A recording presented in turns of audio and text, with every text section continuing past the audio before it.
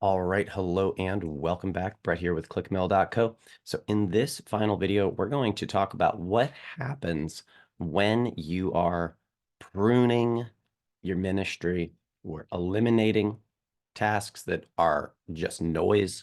We're automating tasks that don't have to be done by a person, and then we're delegating the tasks to people who are the right people for the job.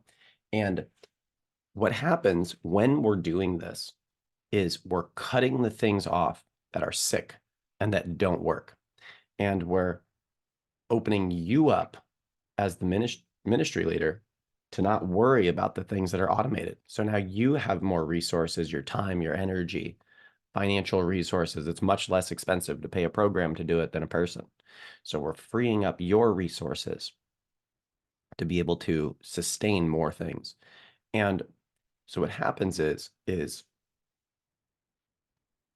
the resources that we save, both you and the ministry, from all of those vines that we cut off, is then saved, and the plant, the your ministry, your business, your church has a surplus of resources.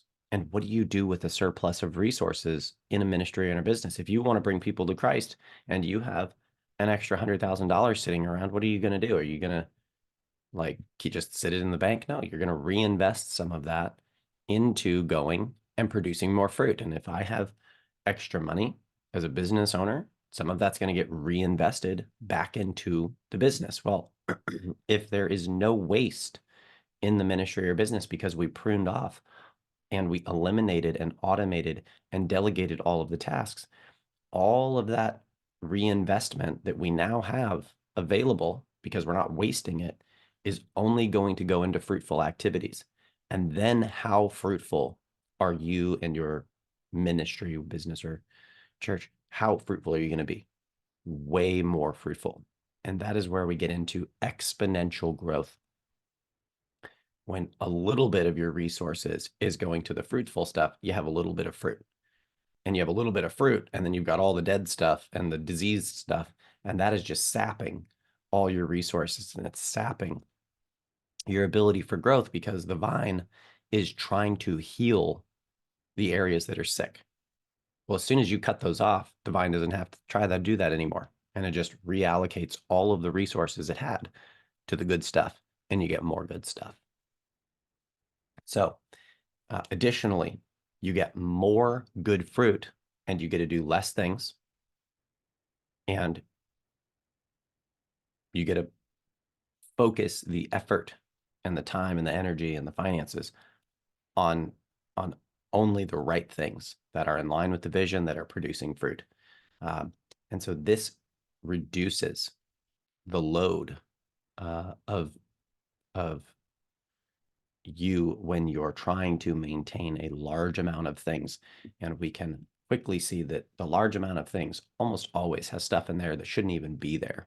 And we can focus it down on a much smaller group of fruitful activities in line with the vision. And then we can continue to grow from there and only grow those things.